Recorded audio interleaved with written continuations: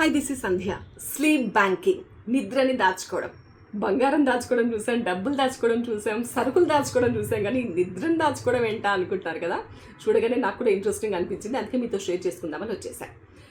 భవిష్యత్ అవసరాల కోసం నిద్రని దాచుకోవడం అంటే స్లీప్ బ్యాంకింగ్ అంటే పని లేనప్పుడు ఎక్కువసేపు పడుకోవడం, పని ఉన్నప్పుడు తక్కువసేపు పడుకోవడం అనమాట. దీనిపైన ఒక సంస్థ అధ్యయనం కూడా చేసింది.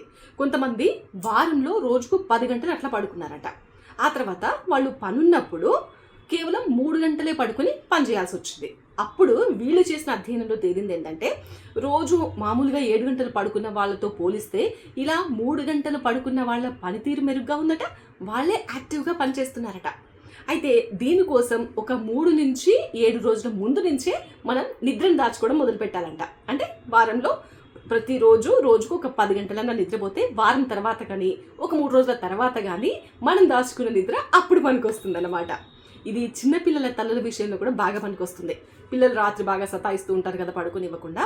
సో వాళ్ళు ఎప్పుడు సమయం దొరికితే అప్పుడు ఒక కునుకు తీస్తే ఆ తర్వాత ఉపయోగపడుతుంది అనమాట వాళ్ళకి. ఇదేదో బాగుంది కదా.